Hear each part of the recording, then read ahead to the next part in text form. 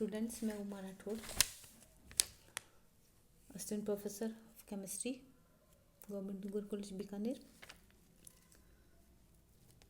आज हम BSc part third के पेपर थर्ड में फिजिकल केमिस्ट्री में हमारे चल रहे टॉपिक स्पेक्ट्रोस्कोपी में Maxwell Boltzmann distribution law and determination of bond length के बारे में स्टडी करेंगे। यह हमारे पास स्पेक्ट्रोस्कोपी में भी रोटेशनल जो स्पेक्ट्रोस्कोपी है उसका ये एक पार्ट है। Energy distribution using population distribution, Maxwell Boltzmann distribution.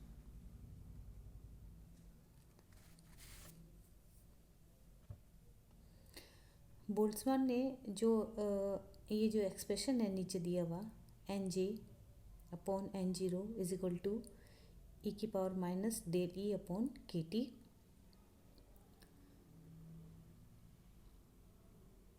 यह एक्सप्रेशन उन्होंने एनर्जी के डिस्ट्रीब्यूशन के संबंध में, वितरण के संबंध में दिया।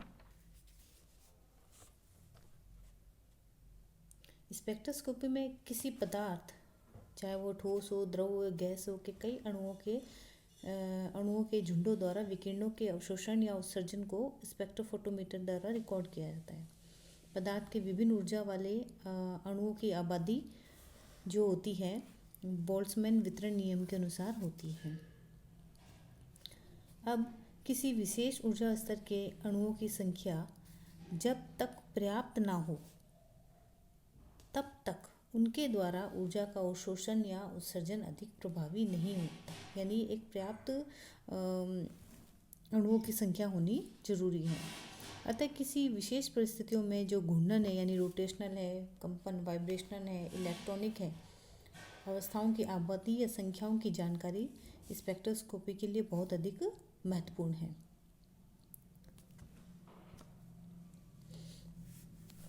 अब यह जो हमारा नियम समीकरण है, एक्सप्रेशन है, इसके अंदर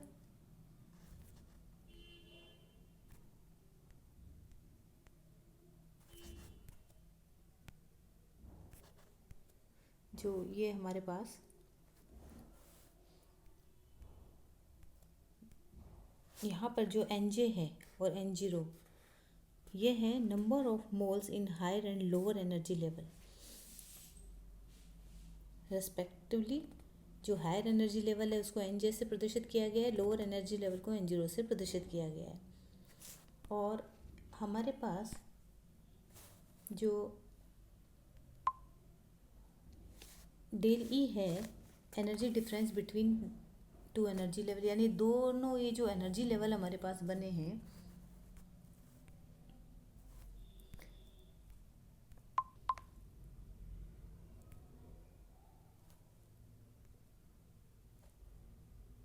हमारे पास दोनों जो एनर्जी लेवल है NJ और N0 इनके बीच का एनर्जी डिफरेंस है ये।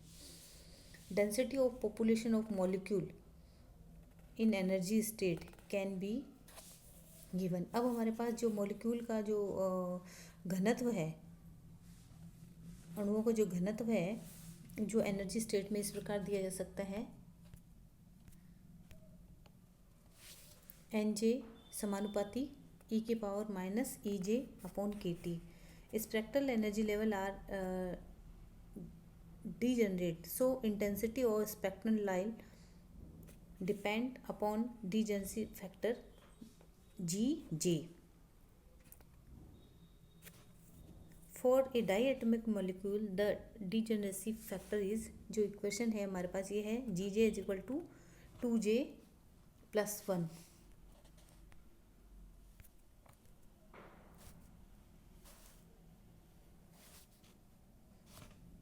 यहाँ पे जो हमारे पास जो 2J+1 है, अगर यहाँ पे J की वैल्यू हम बदलते जाएं, सपोज माने कि J की वैल्यू हमने इसके अंदर रखी है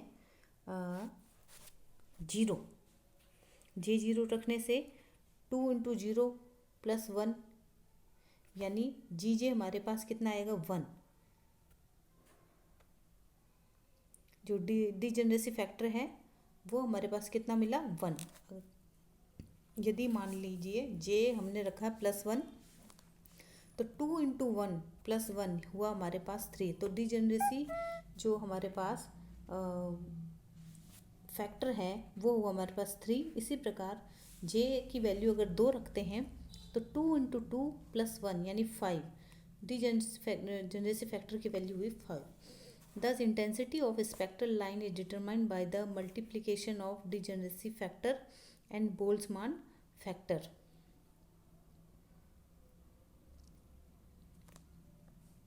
It means intensity है वो हमारे पास समानुपाती होती है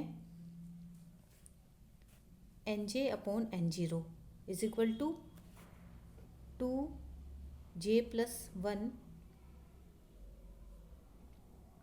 की जो पावर है हमारे पास e⁻ -EJ/kT इसके बराबर होता है। और जो EJ इज इक्वल टू जो एनर्जी लेवल है is equal to HC × E⁻J। तो E⁻J जो हुआ हमारे पास किसके बराबर हुआ BJ ब्रैकेट में J + 1। इसलिए Nj/N0 is equal to 2j + 1 e⁻ BJ J + 1 HC/kT।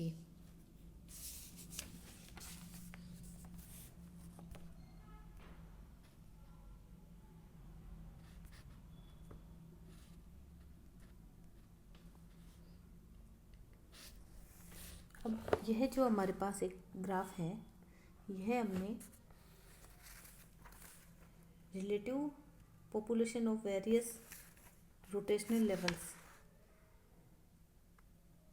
With J के साथ बनाया है। For CO at 298 Kelvin J can be calculated by different equation. Nj is equal to Gj e⁻ EJ/kT with respect to J and then putting the derivation equation to 0. It means हमने Nj G/dj is equal to D G J e⁻ EJ/kT bracket बंद dj is equal to 0. The value of J obtained from the above equation जो मिलती है हमारे पास वो हमें इस प्रकार से मिलेगी सॉल्व करने पर J is equal to KT root में KT/2BHC -12।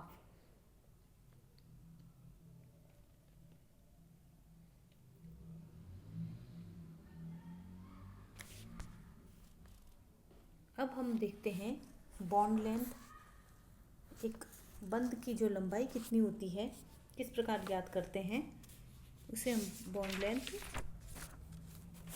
किन्हीं दो परमाणुओं के नाभिकों के मध्य की दूरी को हम क्या कहते हैं इंटरन्यूक्लियर डिस्टेंस को बॉन्ड लेंथ कहते हैं।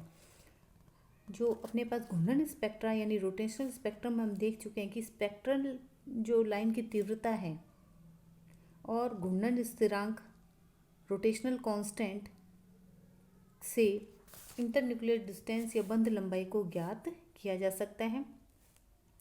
स्पेक्ट्रल लाइन की तीव्रता को हम I से शो करते हैं और जो घूर्णन स्थिरांक है उसको हम V से प्रदर्शित करते हैं। किसी पदार्थ के जो घूर्णन स्पेक्ट्रम में दो लाइनों के मध्य की दूरी या आवृत्ति का अंतर 2B बार के बराबर होता है।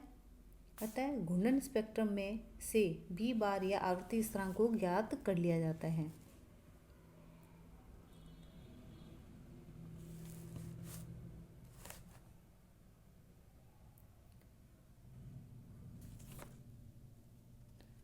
जैसे कि हमें पता है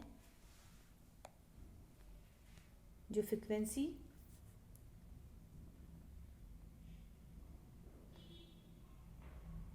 जो रोटेशनल जो हमारे पास स्पेक्ट्रम है इसके लिए J से J + 1 के लिए है तो हमारे पास क्या इक्वेशन थी 2B ब्रैकेट में J+1। अब रोटेशनल कांस्टेंट यानी घूर्णन जो स्थिरांक है वो हमारे पास क्या हुआ, B H/8π² सेंटीमीटर इनवर्स। और हमारे पास I अगर हम इसको ज्ञात करते हैं तो हमारे पास क्या होगा, H/8π²BC। और I μ r² भी होता है। और इसी से हम अगर R निकालें तो 1/μ का कितना होगा ये, ब्रैकेट में इसकी पावर हाफ, क्योंकि हमें पता है रूट किस में चेंज हो जाता है, हाफ में। और म्यू क्या होता है, रिड्यूस मास होता है हमारे पास में मॉलिक्यूल का, जिसकी वैल्यू हमारे पास क्या होती है, m1 × m2/m1 + m2। अब हम एक एग्जांपल लेते हैं जिसमें Jmax कैलकुलेट करना है फॉर रिजिड डायटोमिक मॉलिक्यूल के लिए 300 डिग्री केल्विन पर, जिसके लिए रोटेशनल कांस्टेंट है हमारे पास 1.5666 सेंटीमीटर इनवर्स। इसके लिए हमें Jmax के लिए फॉर्मूला हमारे पास क्या है, KT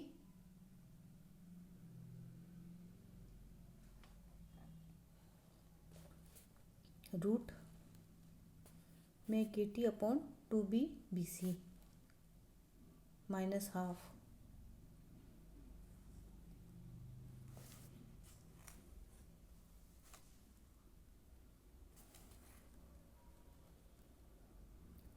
अगर हम यहाँ पर इन सभी वैल्यूज़ को पुट करते हैं और सॉल्व करने पर हमारे पास जो आंसर आएगा Jmax के लिए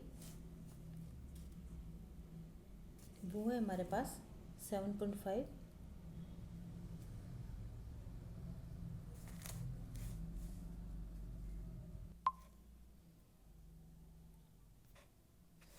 और इस फॉर्मूले के द्वारा जो हमारे पास नीचे है R I 1/μ की पावर हाफ के द्वारा हम बॉन्ड जो लेंथ है उसको हम डिटरमाइन कर सकते हैं। I मोमेंट ऑफ इनर्शिया है जिसे I की वैल्यू रख सकते हैं।